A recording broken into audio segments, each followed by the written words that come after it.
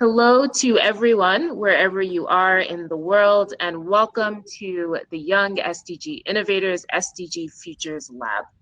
My name is Nkiru Chamil. I'm the Global Coordination Lead for the Young SDG Innovators program. And over the course of the next hour, both today and tomorrow, we're going to be showcasing innovative solutions for the SDGs, developed by the companies that have been participating in our Young SDG Innovators program. This is the UN Global Compact's Innovation Accelerator program that's bringing young people from around the world together to find sustainable business solutions for the Sustainable Development Goals and all of the challenges represented within. Our innovators and their champions and their mentors have been working hard designing and developing these solutions. We have 130 companies that have been in the program since 2019. From those companies, they've put forward more than 80 SDG business solutions. So we're so very excited to be sharing some of those solutions with you here today. And for those of you that have been part of the Leader Summit so far since the beginning, I'm sure and I hope you've been also at our YSIP Lounge, where we're also featuring other solutions and different talks and stories and really inspiring and inspirational sessions.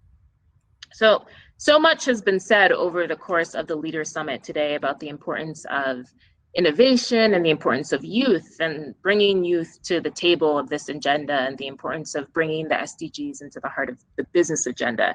And I think these really are the three pillars for the Young SDG Innovators program. So it's really great to see it really embedded into the core narrative of all of the different sessions and speakers today.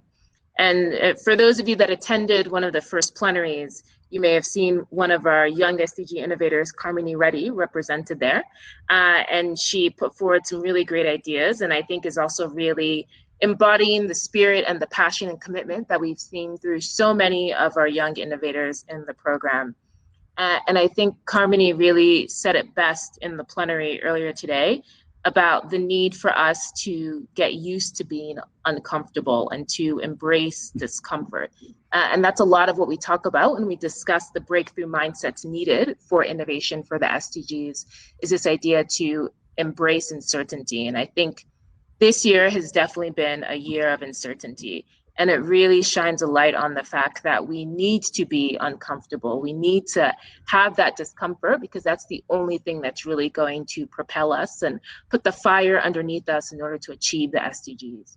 We can't remain comfortable in a world where people are suffering. We can't say that all lives matter until we respect, support, and uphold the fact that Black lives matter. To quote another speaker, we cannot do business on a dead planet. We cannot be content with just reforming and reframing the systems that have failed so many people for so long. The old ways of working are not working, and they must be disrupted and in certain cases completely dismantled. And so we need to change the way that we think. We need to change what it means when we identify characteristics and qualities that we look for in leadership. We need to redefine the role and the purpose of what business's role in society is. And so these are conversations that are not for the future. They're conversations that are happening now and conversations that need to happen now because the future is being written as we speak. And so the question is, who do we want to write it? And I can think of a few people, and I think many of them are on the panel and going to be presenting to you throughout the course of this hour. And so before I introduce our expert panel for today, I just want to give you a little background on how the session will run. So our session is going to run a little bit differently than some of the other panels and sessions that you've probably been in before for the Leader Summit. Over the course of this hour, we're going to be showcasing 4 SDG business solutions that have been developed by companies in our program on how they believe they can contribute to the Sustainable Development Goals through their core business. Then after each presentation, our expert panel will provide comments and feedback on the solution, as well as just provide their inputs in terms of the breakthrough potential of the solution. So I'm really excited and happy to have on our panel today, John Elkington, who is the founder and chief pollinator of Volans. John, thank you so much for being with us. A pleasure. And I'm excited to also have Mark Lancelott, who is the Director for Sustainability and Circular Economy at PA Consulting. Thank you. Hi. And I'm also very excited and hope to have with us Maggie DePree, who's the co-founder and global director of the League of Intrapreneurs. We're having a little bit of technical issues with Maggie right now, but we hope she'll be able to join us for our first panel feedback session after our first presentation. So without further ado, let's move to the solutions, because that's why you're here, and I know that's why I'm here. So I'm really excited to bring onto the virtual stage our team GSK from the UK that'll be presenting their breakthrough SDG business solution to you. GSK team, over to you. Great. Thank you. Just wait for David to join and share the slides and we'll get going. Perfect. Just making sure that everyone can hear me okay.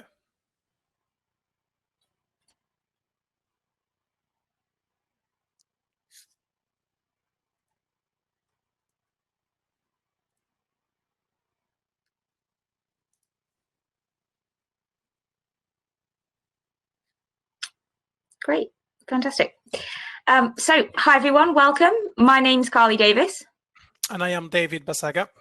And we make up the GSK team representing the UK cohort. And we're going to spend the next 5 minutes taking you through our breakthrough innovation. Thank you, Carly. And just to provide some context and background on GSK, we are a global healthcare company with 3 core global businesses, where we discover, develop, and manufacture pharmaceutical medicines, vaccines, and consumer healthcare products. Our DNA is anchored in innovation by being science-led, performance in our processes, and trust, both from our employees and the patients our medicines touch. Overall, the purpose of GSK is to make people do more, feel better, and live longer. As part of this effort to ensure trust, GSK supports a wide range of programs, from researching treatments of diseases in the developing countries, such as tuberculosis, malaria, and HIV, ensuring a responsible pricing strategy and healthcare access, and by being absolutely committed to inclusion and diversity. Spanning across these 3 pillars, there is an ongoing commitment to reduce our environmental impact, particularly on plastics, that Carly will be talking on in the next few slides. Great. So why focus on plastics? Well, did you know that 300 million tons of plastic are produced each year, and that this represents nearly the weight of humanity itself? And only 19.5% of this plastic actually recycled, which is a negative impact on the environment and public health, as it ends up in world's oceans, swallowed by animals, and clogging up sewers, particularly against the backdrop of current events that emphasize the need to reconfigure the way humans operate in relation to the environment. It's really now more important than ever to ensure that we, as society, are taking the necessary steps to protect the world we live in. At GSK, the packaging of our products plays a really important role in delivering safe, stable, and efficacious products. However, we recognise the impact plastic packaging has on the environment. So we're working hard to reduce our plastic packaging, make it recyclable, and reduce our carbon emissions. And this work contributes to Goal 12 and 13. And where appropriate, we'll seek to establish meaningful partnerships to further this aim in accordance with Goal 17. Then as we started on the YSIT programme, we asked ourselves, well, what more can we do to accelerate positive change within our organisation? And after engaging with our internal experts and through the catalytic effect of the YSIT programme, GSK is now developing an eco-design stage gate. The eco-design stage gate represents the introduction of a sustainability assessment into the new product introduction process to ensure recyclability and reusability of packaging materials. It really means that from the very outset, we're founding our packaging decisions on principles of sustainability. Initially, we'll pilot it on pills, in blister packaging, in bottles, with the potential and the intention to expand once proven to be effective. The ambition? That product level design decisions will better align with the principles of sustainability within GSK. Thank you, Carly. So what's really new and what's really different about this is that at the moment at GSK, sustainability considerations are key to the packaging design. However, the eco-design stage gate is going to ensure that we do it in a consistent and robust way. Diving into a bit more detail into how this whole eco-design stage gate could work, the team working on a new product design, and this spans all the way from research and development scientists, packaging specialists, and manufacturing engineers, will define their product intent and their packaging material and design.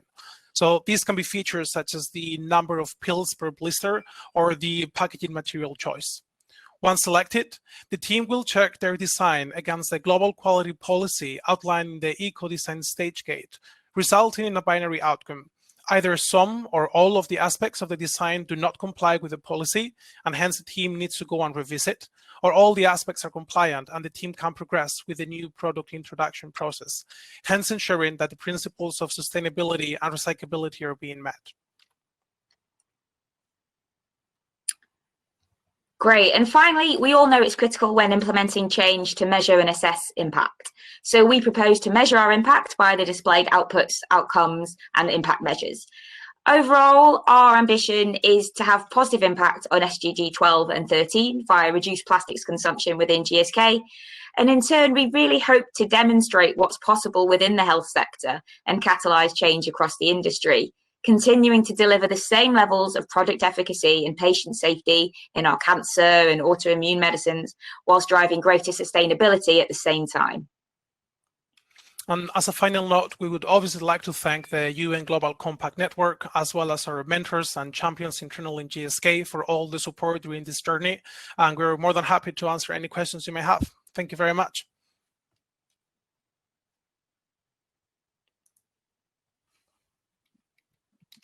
Great. Thank you so much, Team GSK. I would ask you to stay on the virtual stage. Invite the panelists back on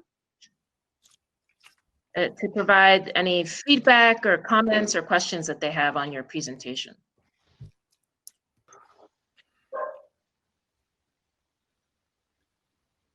Are you waiting for us to put a finger Yes. up? Over to you, yes. Over to you, John. Let me kick off then. And I just say, I'm sure we'll say to each of the teams of presenters, extraordinarily well done. You've obviously used the YSIP catalyst, as you put it, very effectively. I have a question, and it is this. At the point of use, pharmaceuticals are often a life or death matter. So packaging issues slightly go out the window. And the number of times I've seen in the streets of London recently disposed plastic gloves and other things that people have been using to protect themselves. The question is this, are you making this an option within GSK? So you have a stage gate and you give people the best advice you possibly can, or are you making this the default in the sense that beyond a certain point, anything other than what has gone through the stage gate will be banned? Yeah, I'm happy to take David and then can add on. Yeah, the intention absolutely, John, is that this goes into the global quality policy, and as such, it then becomes part of the process and is what is done. And so a product wouldn't even be developed unless it's been through this process and therefore meets certain criteria to basically prevent what you're saying is happening, is not letting it get to that stage, preventing that happening from the get-go, and therefore decisions further down the chain, further down the line, and make sure they're aligned with green principles. Great, good luck. So it's Mark here. So again, I think it's a fantastic presentation and great ambition you're setting out. The question I have is about how you thought about regional differences. So clearly, reuse and recycling is a kind of complex topic, and what can and what can't be collected or recycled or sent to reuse differs by regulation, difference by the infrastructure in each country. And I just wondered how you'd gone about tackling that in the stage gates and the policy. Yeah, sure, absolutely. Carly, happy to take that one if you're okay with that. Yeah, go for it. Thank you. Yeah, so as we stated on the presentation, we want to start with something called the oral solid dose, which is the pills and the blisters, and most of the manufacturing sites that we have at that sort of portfolio comes from the UK. So we would like to start that pilot program considering the UK regulation. However, the intention is to scale this up to other types of products, and obviously in GSK we are familiar with these sort of challenges operating in more than 100 countries, and we always have these, often conflicting regulations and normatives around different countries. What we usually put is, most of the times we set the standard higher than what the current, recyclability regulation may be in India, or maybe in Australia, or maybe in the US, in such a way that ourselves internally in GSK, we need to comply to usually a higher standard than the one that is currently stated by the government in each of the individual countries. Super, thank you. And we're working tirelessly to get Maggie on, but while we're still doing that, I'm going to be the voice for her. And so she has a question for you. How are you thinking about advancing the packaging ecosystem through collaborations with other companies, such as startups or other corporates that also have a big footprint when it comes to plastic packaging? Yeah, I think it's a really good question. I think probably two things that come to mind for me is we're kind of doing this inside GSK in the first instance. So we operate kind of as our GSK, as our pharmaceutical business, as our consumer healthcare business, and our vaccines business. And they have their own kind of systems, etc., ways of working. And one of the key aims we've sought to do this, whilst we sit, David and I, within the pharmaceutical aspect of GSK, is to make sure this is expanding beyond that, and that we're bringing in vaccines perspectives, we're bringing in consumer healthcare perspectives, and so that we're achieving more than just doing it within one of those three areas. And I think that, again, provides a good pilot example for us to test out the synergies and differences in different areas that we can then hopefully learn from that experience externally. And certainly, I think, as I mentioned towards the ends of the presentation, our ambition here is that across the health sector, this starts to stimulate broader change. You know, it's great that GSK is doing this, but we hope this can be a blueprint for other companies too, and that we can start to do that through discussions and networks and collaborations, such as, you know, the UN event, such as the network we've been able to get through the YSIP program.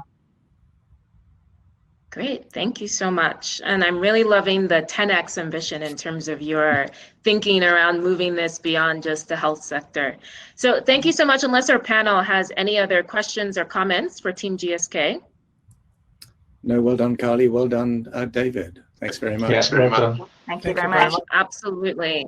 Thank you so much, guys. So I will now invite you to leave a virtual stage. Oh, great. Just in time. Maggie, yay. Finally. Hello. Well, great presentation. Sorry to be late to the party, but I've been listening in the background. I don't want to leave now. I'm not going to be able to get back in.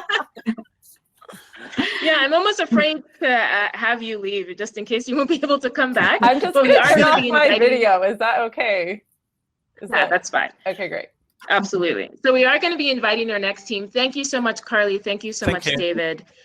So we will be bringing on Team Rotoplas from Mexico. A little shift in our agenda just because the US team is getting ready. So if Team Rotoplas could join us on the virtual stage.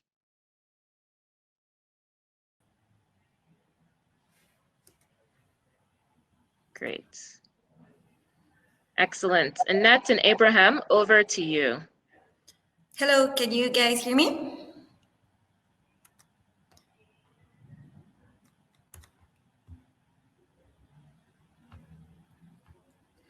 I cannot hear you, Abraham. I don't know if it's my computer. Yeah, I think I'm there now. Yeah. Okay, there we go. Can you see my presentation? Yeah, we do. Okay, perfect.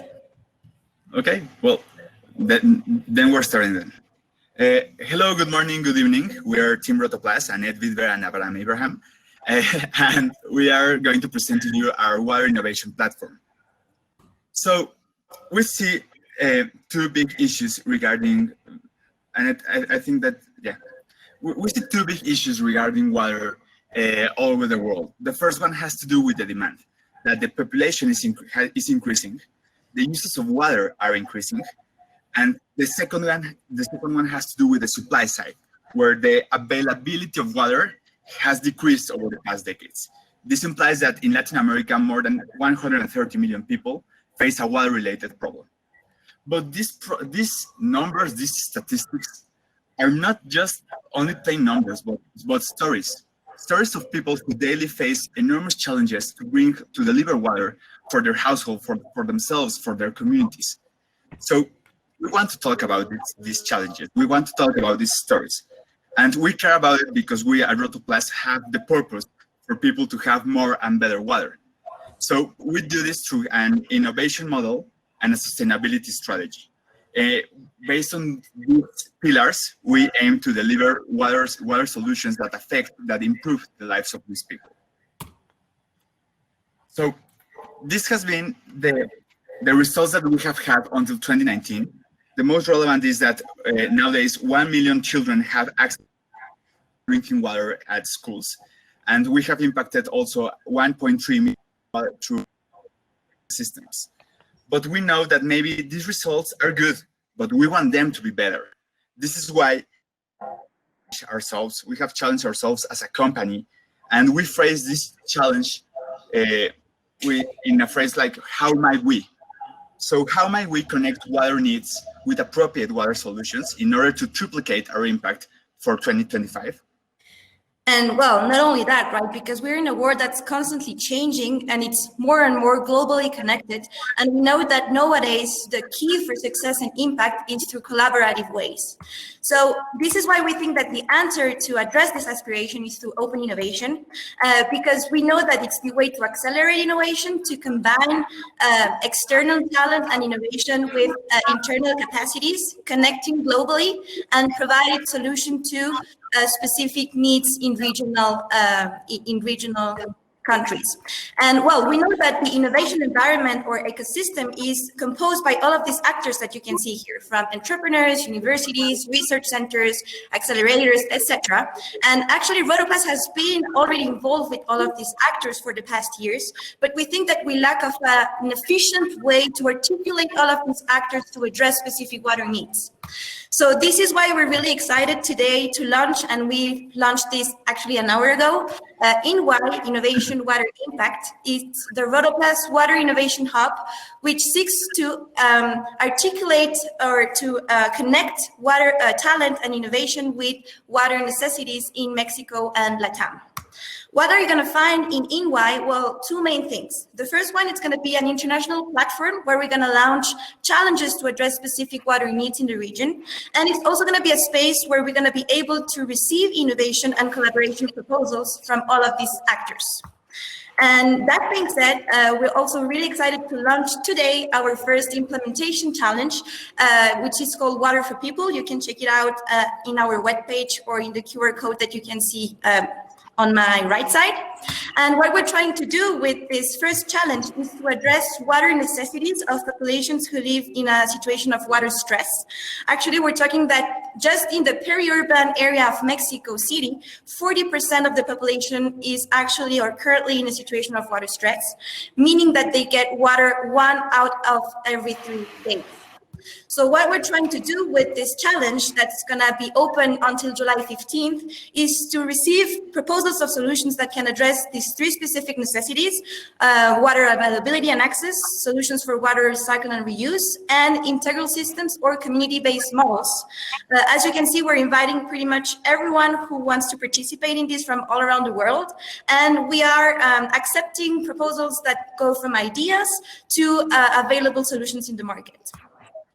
What are we going to provide to the winners? Since we're trying to generate impact in a collaborative way, we're going to finance up to $45,000 for the winning proposals to be validated together with Rotoplas in communities in Mexico and Latin America.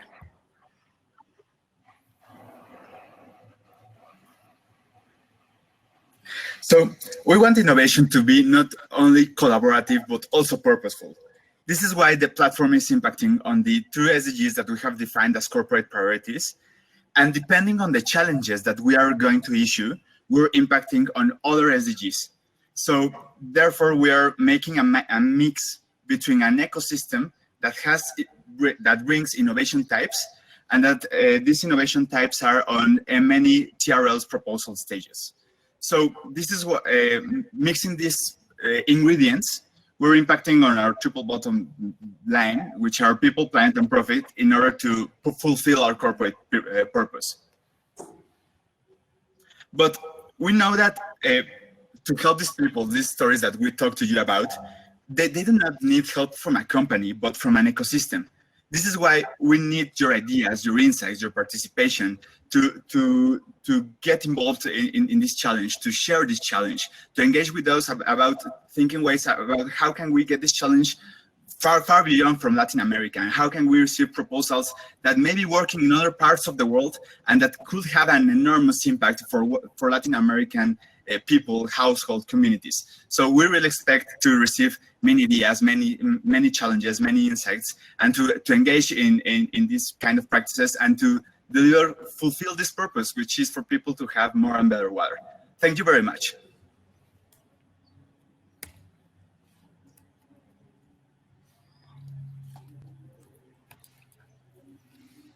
Great, thank you so much, Abraham and Annette. Over to the panel. Hi, well, I'll jump in. I think I lost it. Thank you. Can you hear? Are you there? Yes. Yes. So, well, thank you for the presentation and love the ambition. I guess I have a question because there's a plethora of open innovation platforms, challenge platforms. We're working with MIT Solve at the moment. And I'm curious what you see as really the barrier I think I'm that you feel that this browser. solution is addressing. I think Abraham's having a trouble. I don't know if he can hear. Yeah, sorry, can you just repeat the last part? What do you think is really the barrier to solutions? So it feels like there's a lot of existing solutions out there to some of the water challenges that you mentioned. There are also a lot of open innovation platforms, Ashoka, MIT Solve. So I'm curious how your solution will be different. What do you feel is really the problem in getting these solutions off the ground?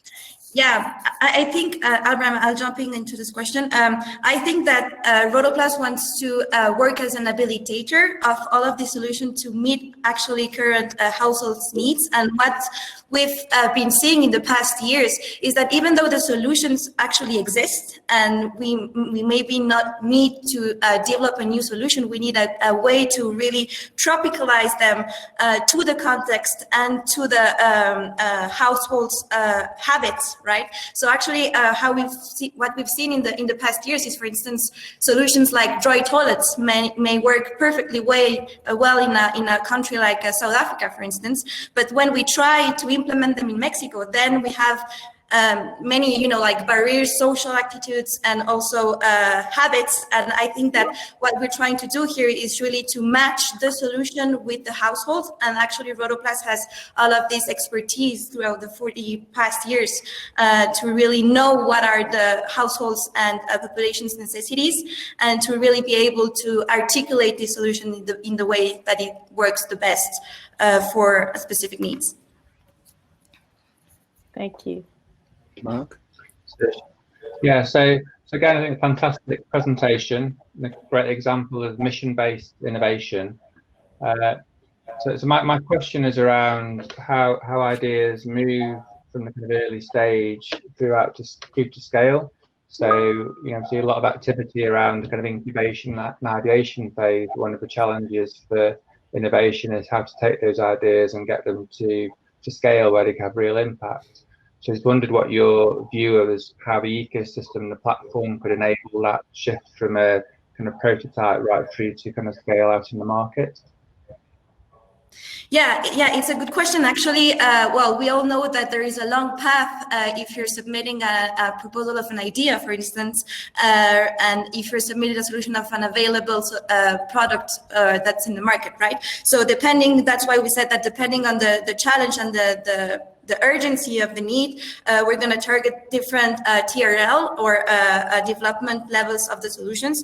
And actually what we want to do for early stage proposals is that we precisely want to work with our current partners and the ecosystem of incubators and accelerators in Mexico in order to help us to give this push to proposals that are going to be in early stages. But actually Rotoplas has different projects and schemes in which we have worked with partners from projects that go from ideas to validated solutions. So I think we have already this history on the path in the innovation ecosystem, and I think we have the tools to work in these different scenarios. Well, I suspect Okay, we're thank you. tight for time, but let me just put two questions on the table. But firstly, Annette and Abraham, well done again. But the two questions are these, and no issue more important than the one that you're struggling to address. Imagine not getting water except every third day. Two questions are these. First one, how do you measure your 1 million children benefited? Because if that question will be posed to you. And secondly, what's your political stance? So, for example, water is, for all sorts of reasons, extraordinarily political in certain circumstances. People don't like the private sector being involved and so on. So I suppose the question, to keep this short, have you thought through the political aspects of what you're offering here? Yeah, sure, and yeah, it's a very good question, and actually, well, Rotoplas throughout the past years has trying to remain really neutral on the political stage, but we've had a really close relationship, and we know how important this is with regional and federal actors. So, for instance, right now we're participating with the National Commission of Water in delivering water tanks and purifiers to hospitals, for instance, and we're doing this collaboratively with the CONAGUA, and we also collaborate with the Metropolitan Water Drainage and Sewage System, and actually all of our validation and technology tests are done in their labs. So we've tried to really articulate and develop our innovation initiatives and projects, also being aligned with the key political actors in order to be able to make the impact that we expect to make, right? And we can also be confident of the numbers you're using, like that 1 million number. Yeah. So, Abraham, maybe you can dig in this question, because you've been working more closely on the social impact aspect that we've done. But actually, these are the numbers that are publicated. So, Rotoplas is a public company, and it's also numbers that we are directly opening to our investors. And these are children that has been benefited by our rainwater drinking water fountains that we've installed in rural schools. So I think that, Abraham, maybe you could share a link where we have like all of the methodology also of how we've been measuring this. Thank you. Yeah, unfortunately, I think we lost Abraham due to more technical difficulties. But it looks like, Annette, you were quite able and apt to answer all the questions. So thank you so much to both of you, Annette and Abraham, for your presentation. Thanks so much to the panel. So I'll invite you now to leave the virtual stage and ask Team Hatch from the US to come on up.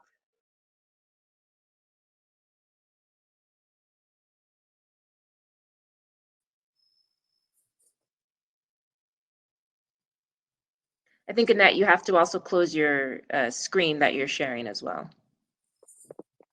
Yes, great.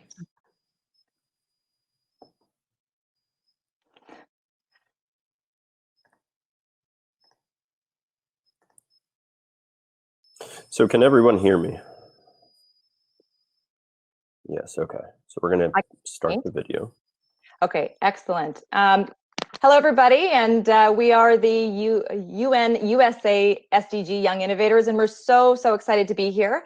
As Nate prepares the video that we have prepared for this presentation, and I want to say that we're developing, and we did this video because we want you to see the challenge and we want you to visualize the solution with us. Before we start, I just want to say hello to all the other USA Young Innovators. They were truly inspirational and really drove us to do even better. And Arizona State University, I know that you're on the line. And then also all of our Hatch mentors. Hello, everybody, and I'll pass it over to Nate now. If you wouldn't mind double clicking to maximize this video for the full effect, I'm sure you'll enjoy it. Thank you very much.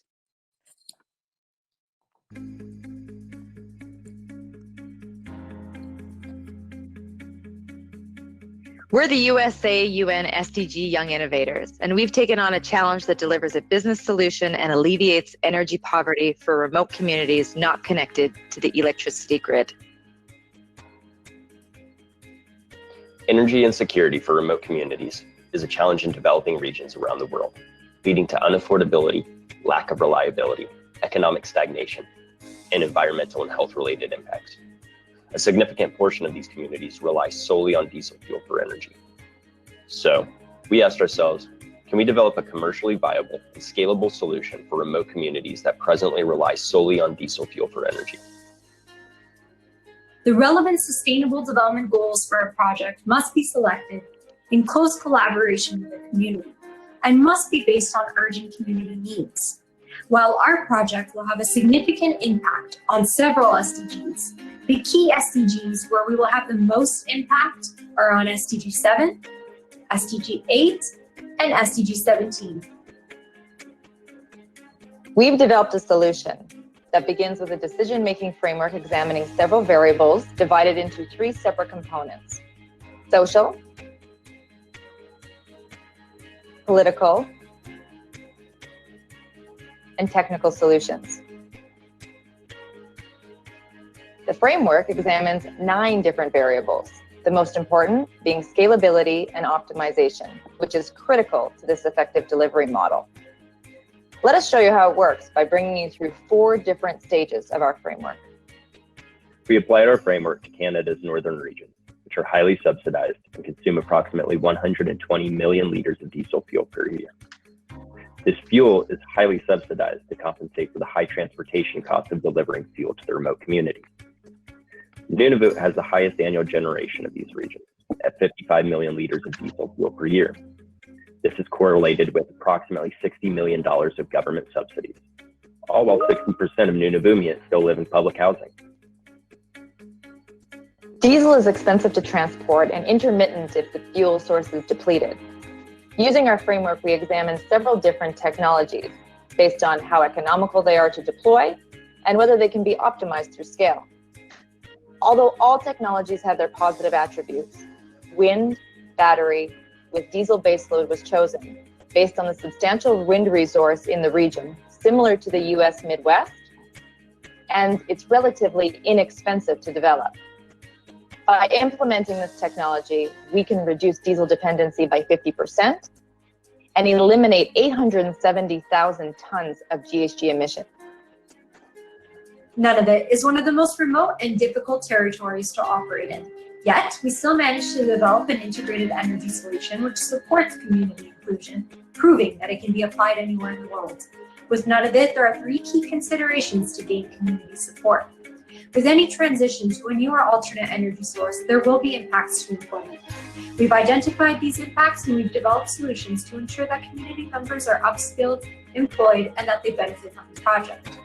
With this specific region, we also identified that a joint venture agreement would be best to compensate for any job losses. Through a power purchase agreement, private investors attain their necessary rates of return. Indigenous communities attain equity ownership, and the utility continues to sell energy. Energy tariffs can be reduced by an average of 30%. 870,000 tons of GHG emissions can be avoided to 2060.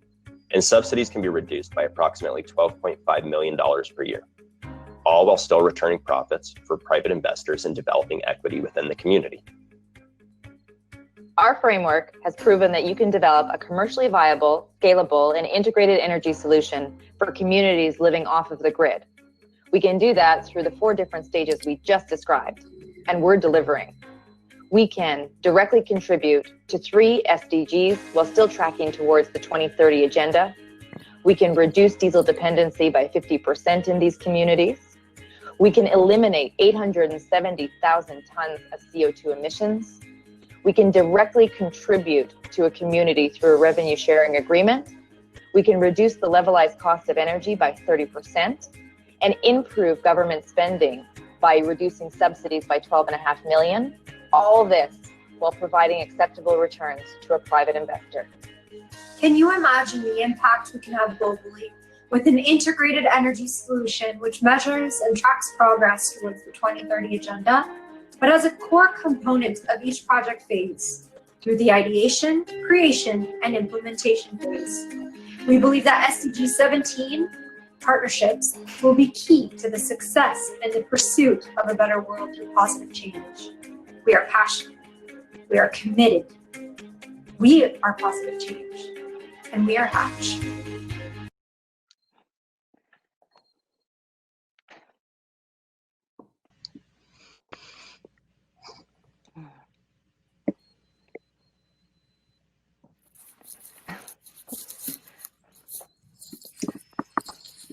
Thank you so much, Nat, for that video that gave us a lot to discuss. To the panel for your questions and comments, thoughts, and feedback. Mark, do you want to start? You're muted. There we go. So thanks, Chelsea and Nate. I think that was a very fantastic, kind of comprehensive project you put forward. I'm kind of interested in how you understood the different needs of the various stakeholders that you've considered and how you kind of brought that together into kind of a single framework. What was the process you went through to do that? Sure, I'll take that one. So when we ventured on this project originally, we really looked at the framework through the lens in which we have previous experience and looking at it through those projects that may not have been successful in the past, not necessarily our projects, but other projects that we've seen that have tried to really focus and do an integrated energy solution. And when we established our framework, we looked at it through those different lenses. So really learning all of the steps and ways that we could be filling those gaps that may not have been filled in the past. And we really identified those three different areas that we talk about in our framework: technical, social, and political. And when we identified those three areas, we started to narrow down into the solution that worked best for those regions. And I think it's really, really important to identify that this is not a blueprint that can be used everywhere. It needs to be certain different pieces that are taken from that framework that are very specific. But I really think that the framework we've established identifies the cross section of all the solutions that can be developed on a global level. So I think that we've pinpointed specifically how to come up with this integrated energy solution that will be perfect for all the different geographic regions that may be coming across the same challenge. Super, thank you. Thanks. Well, excellent presentation. I worked in the clean tech sector for about a decade, and I think it's fantastic to see kind of how this has evolved. I think particularly looking at these communities that, we know energy is life and economic development. So fantastic. I was really struck by, I know you're an engineering company, and the kind of framework nature of it and the ability to kind of plot and chart. It feels very systematic. And then, of course, when you're dealing with people and communities, it's harder to be sort of more programmatic, and there's a lot of soft skills required, trust building. So the question I had when listening to you is just, how have you been engaging with these communities? I was really interested to see that you're proposing they have equity stakes, just in terms of design, decision-making, their role, their voice. How have you been doing that to date? What have been the conversations like? And what do you see, do you feel your organization has those capabilities to really nourish and nurture generative relationships with Indigenous communities? Yeah, absolutely. So I'll start off by addressing your first point. And it is true that Hatch is an engineering company, but we're so much more multifaceted than that. So we have sustainability, climate change, ESG, advisory practices. So being in an organization like that just doesn't focus on one stream, we're able to see the broad spectrum of the entire solution. So I'll say that first. The second part of that is that our experience that we have engaging directly with communities, doing these type of projects in remote regions, really plays well into developing projects that have that limited impact on traditional rights and that limited impact on community. We've been there, we've seen it, we understand the importance and the presence of having that traditional knowledge incorporated into our project development. And so when we engage with community, we're not just a consultant coming in and asking the question and coming up with a solution. We're starting from the ground up. This is a community integrated process where they really need to guide the boat and steer the ship on what they think is most valuable. And we're there to offer the expertise to feed into that. But really, it's about the community driving their process. That's where we found it to be most impactful. So if I can ask just a very quick question, you've picked yourself an incredibly important and incredibly gnarly challenge in a way. And my question is this: enemies sometimes remain enemies, and on rare occasions they become friends, and even rare occasions they become partners. Have you talked to the diesel suppliers about what you're planning and how they might play into this? So it's important to note that it's not a diesel elimination.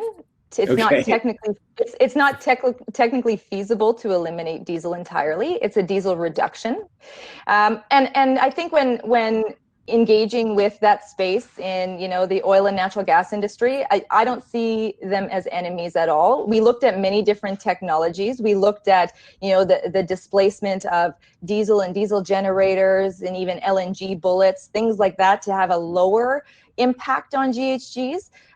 But we see this as other industries, including metals, mining, oil and natural gas, renewables, are all facing different challenges in their respective units. And we see this as all coming together for the benefit of community, for the benefit of energy resiliency.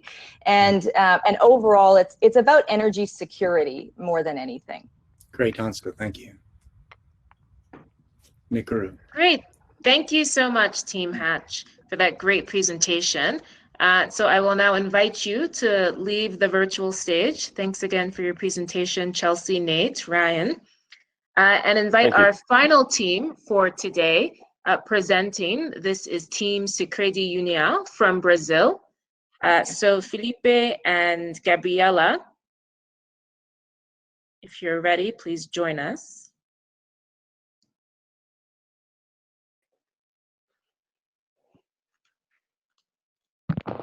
Great. Hello. Hi there. Can you hear me? Yes. The virtual stage is yours. Over to you. And Anna as well. Okay. Everybody can hear us? Yep. Okay. So let's go. Good morning, afternoon, or evening, everybody. It's a great honor to present our project, Renewable Energy as a Currency. In Brazil, the main source of energy is still the hydroelectric power station.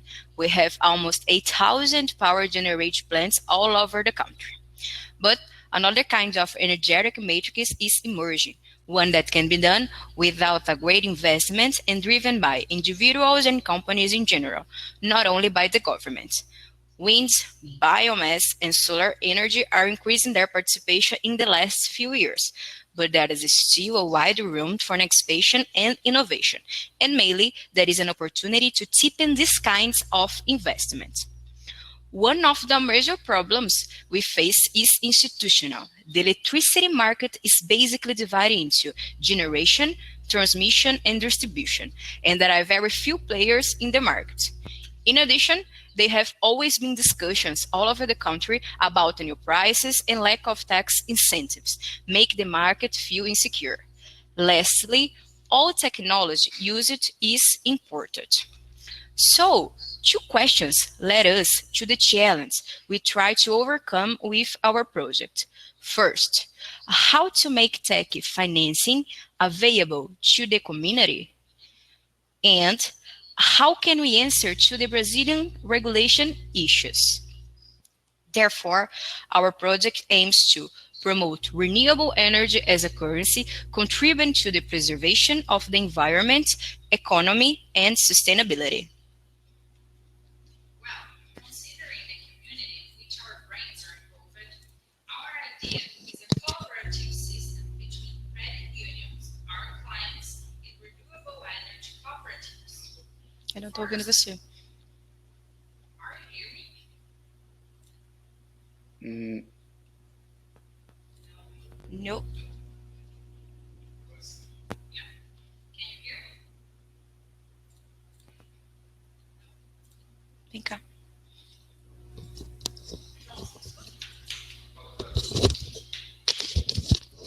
Well, what about now?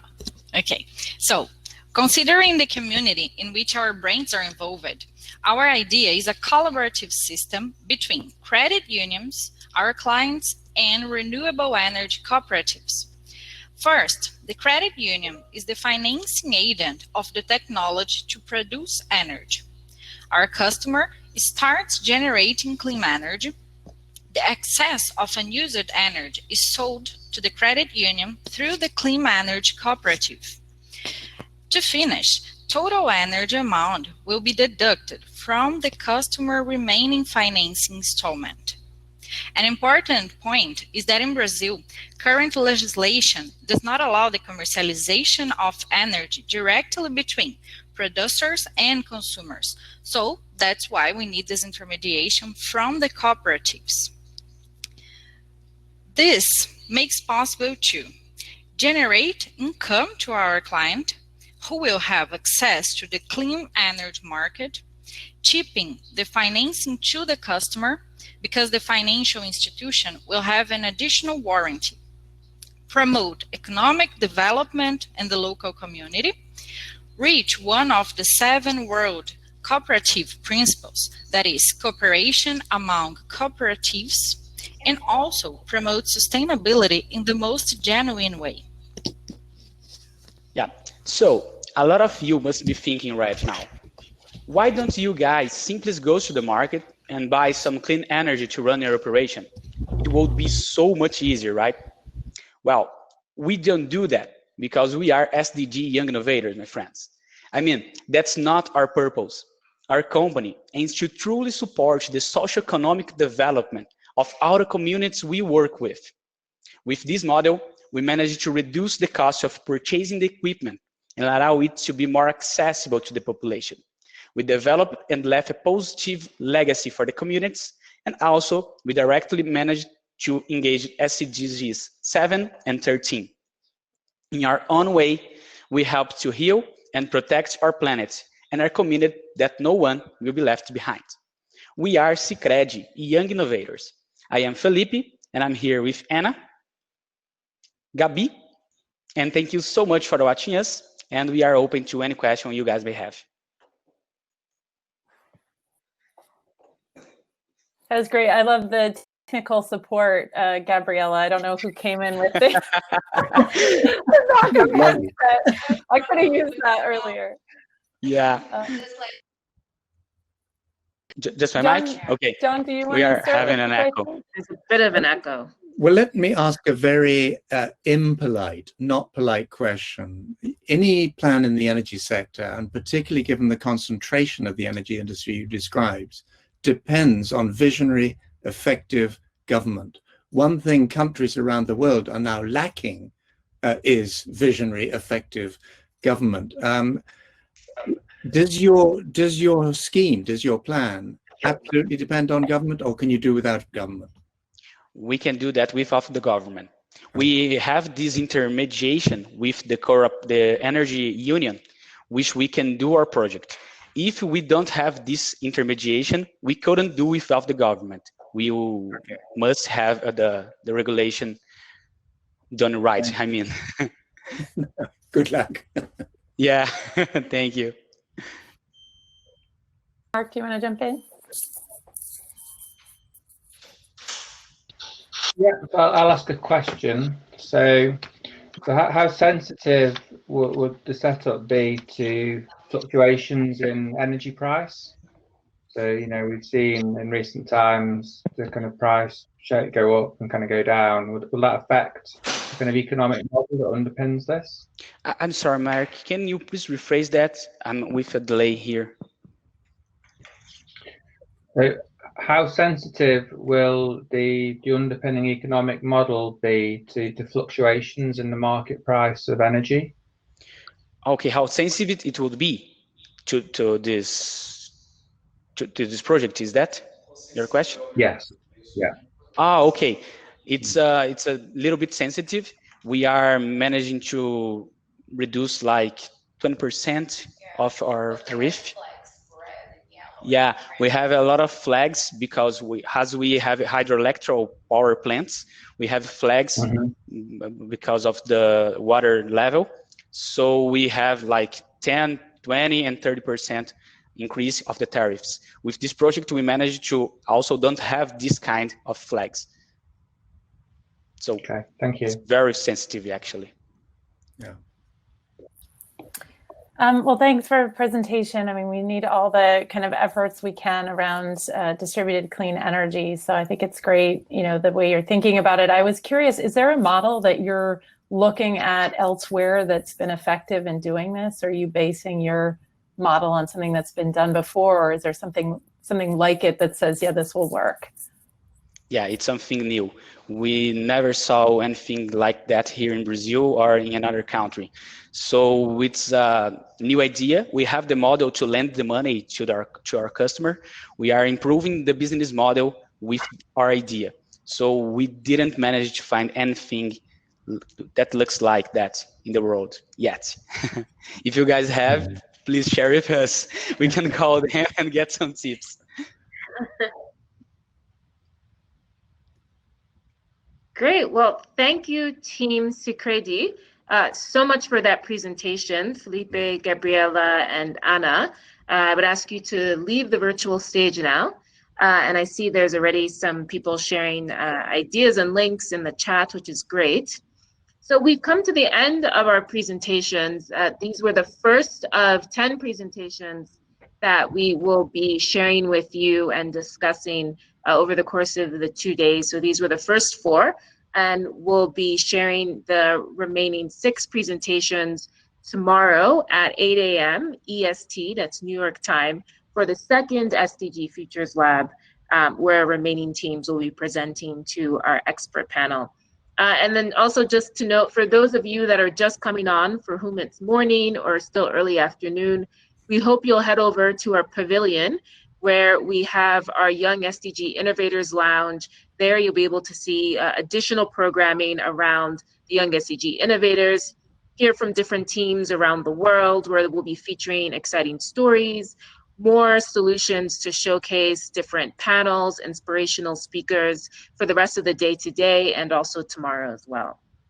So I just want to take the time to first thank our panel so much for your enthusiasm and your great questions and encouragement to the teams. I know it really meant a lot, and it was great to have your expertise and input on the panel today. So Maggie, John, Mark, thank you so much for joining us.